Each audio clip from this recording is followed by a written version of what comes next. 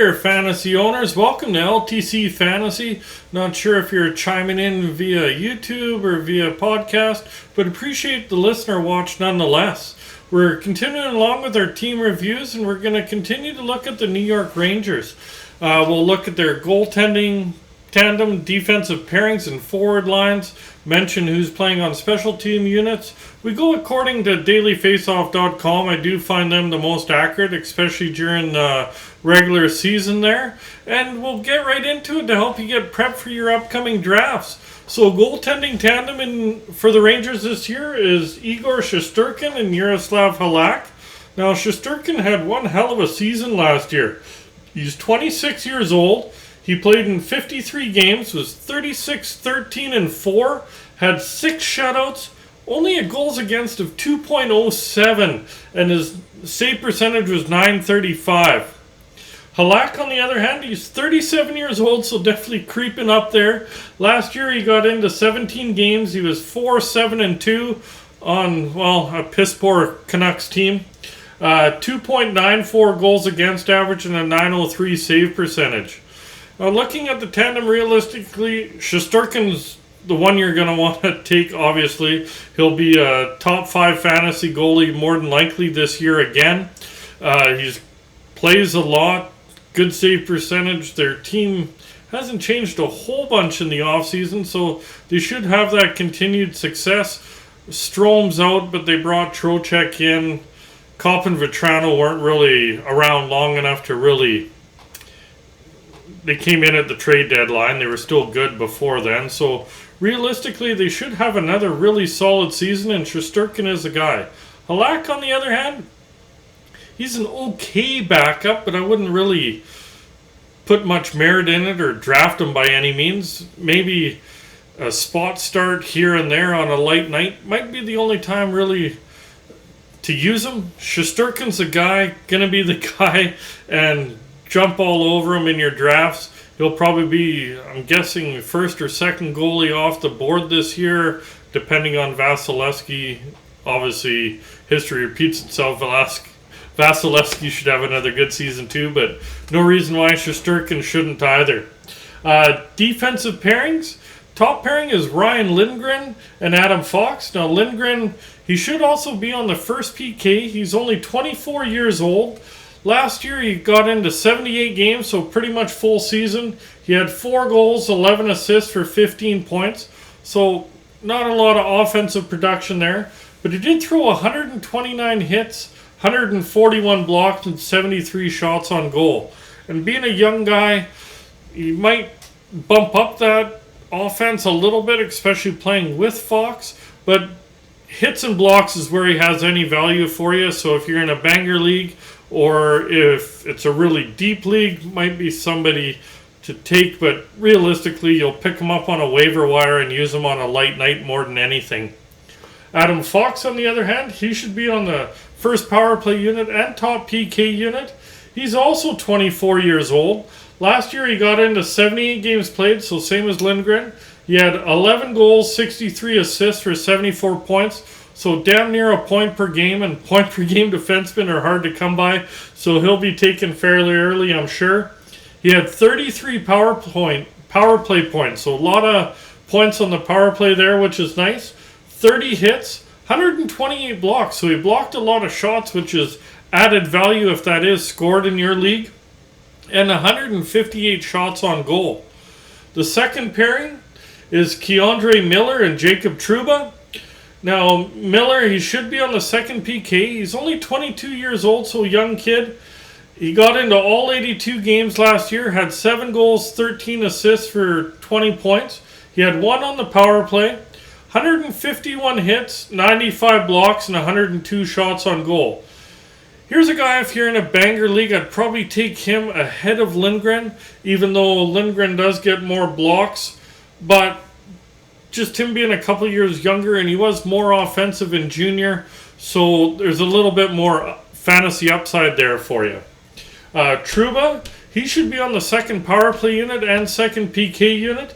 He's 28 years old. He got into 81 games last year, 11 goals, 28 assists for 39 points. So basically half point per game, so he's definitely fantasy relevant for you.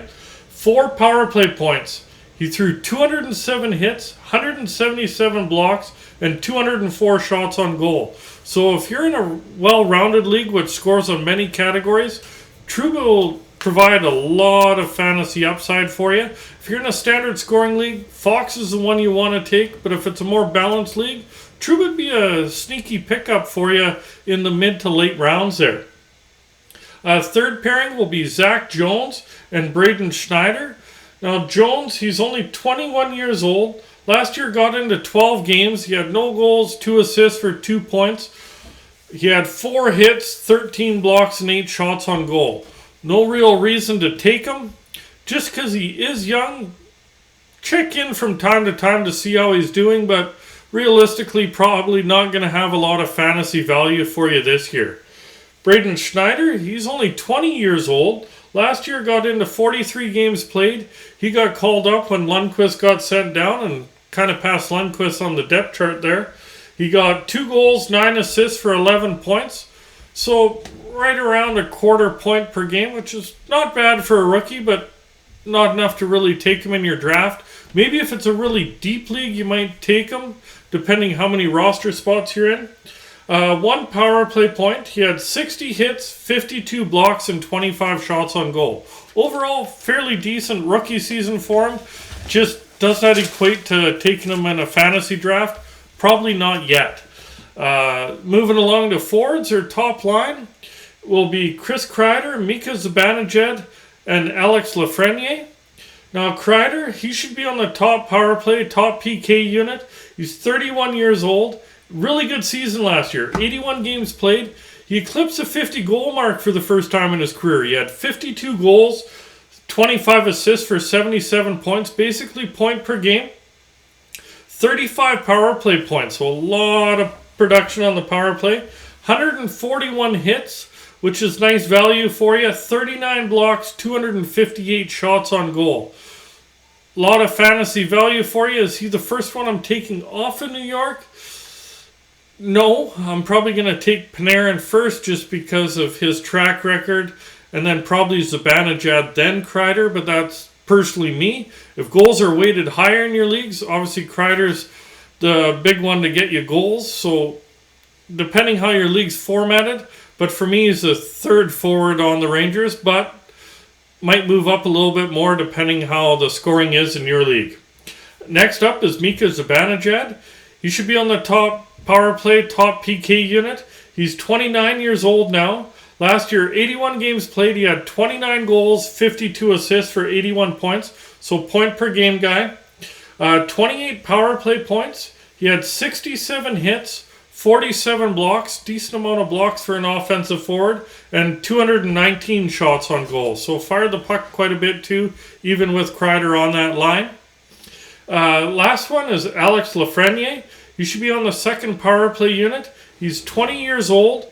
Last year, 79 games played. He had 19 goals, 12 assists for 31 points, 2 power play points, 108 hits, 26 blocks, and 110 shots on goal.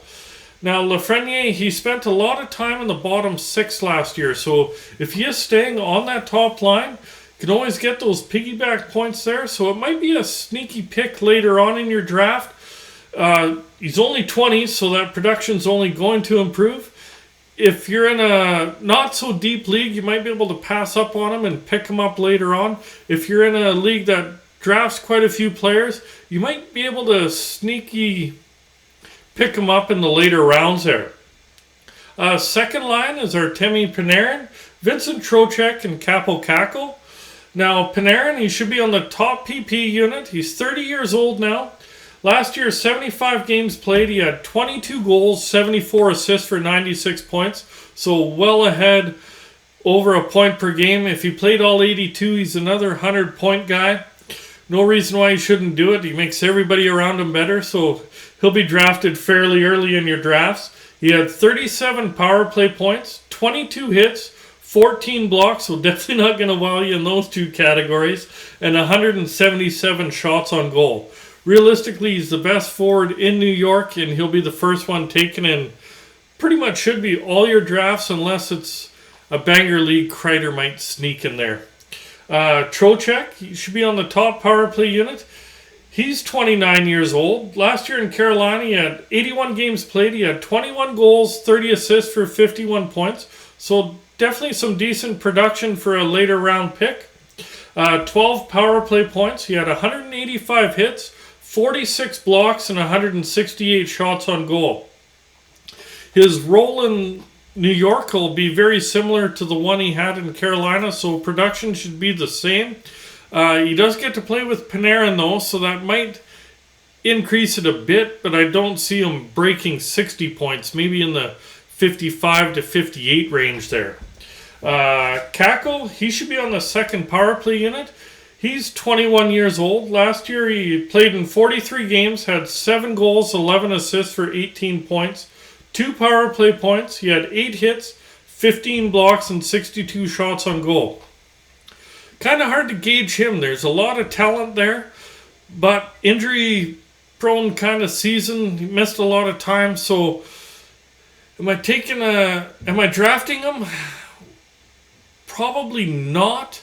If I'm in a league that drafts a lot of players, I would take him towards the end of the rounds. If he does get taken ahead of you, I wouldn't worry too much. There is upside there, but isn't going to pan out because he's under that half point per game that you like to see, especially with younger players. You'd like to see it a little bit higher. For me, I'm passing on him, but in a deep league, he'll probably get drafted if you're in like a one draft. I'm in 16 teams and you draft 26 players, so you're drafting over 300 players. You're definitely going to draft him there, but in your 20 players, 8-team league, you're probably leaving him alone. Third line will be Sammy Blais, Philip Chytil, and Vitaly Kravtsov. Sorry, brain fart there. Anyways, Blais, he's 26 years old. Got into 14 games last year, had 0 goals, 4 assists for 4 points, 37 hits, so nice amount of hits in those 14 games, 8 blocks, 17 shots on goal. Realistically, leave him alone. There's no fantasy value there. No real reason to take him really in any fantasy format. Chytil, he should be on the second power play unit. He's 22 years old. Had a really good playoffs there, and hopefully he carries that in. Last year, 67 games played. He had 8 goals, 14 assists for 22 points, 1 power play point, 24 hits, 27 blocks, and 135 shots on goal.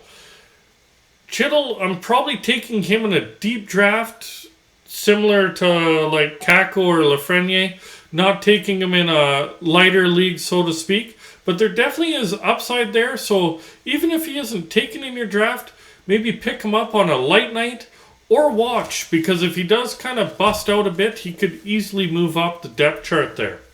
Now, Kravtsov, he should be on the second power play unit, 22 years old, had kind of a contract dispute with the Rangers.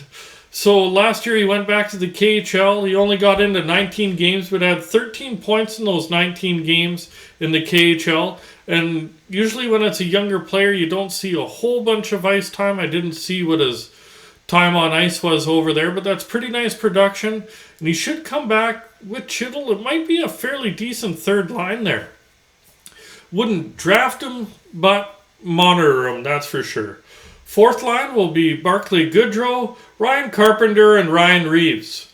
Now, Goodrow, he should be on the second PK unit. He's 29 years old. Last year, 79 games played, 13 goals, 20 assists for 33 points. So pretty nice production for a bottom 6 forward. He did play a little bit in the top 6. He's kind of their Swiss Army knife there. See where he slots in. Might be worthwhile picking up on a light night. Definitely wouldn't draft him in a normal draft, but for light night production, and if he does move up due to injuries, etc., might be somebody worthwhile streaming for a little bit till that injured person gets back. Also in those 79 games, he threw 130 hits, 54 blocks, and 116 shots on goal. Now, Ryan Carpenter, he should also be on that second PK unit. He's 31 years old. Last year got into 67 games. He had 3 goals, 9 assists for 12 points, 1 power play point, threw 136 hits, 44 blocks, 67 shots on goal. realistically, he's not that valuable for you in any format, but we're covering everybody anyway, so leave him alone there. And Ryan Reeves, Banger League star, but realistically, other than that, you're not going to use him. He's 35 years old now. He's definitely creeping up there. I thought he was in his early 30s, not mid-30s. But 69 games played. He had 5 goals, 8 assists for 13 points. In those 69 games, he threw 279 hits, so definitely uses that big body well. We know what he can do with his knuckles, so he will get you some pims there. 16 blocks and 44 shots on goal. And that pretty much wraps up the Rangers there. We'll be out in a few days with another one. If you're out watching via YouTube, remember to hit like, hit subscribe, remember that notification bell. That way you don't miss out on future episodes. Or if you need to catch a previous episode, you can definitely find it a lot easier. After these reviews are done, we'll also be doing our top goalies, top defensemen, top forwards, some draft strategy episodes. And of course, during the regular season, we got 3 episodes every week covering different players. Hopefully strengthen your roster and get you those fantasy wins this year. Anyways, enjoy the rest of the fantasy offseason. Good luck in your upcoming drafts. And we'll see you soon, fantasy owners.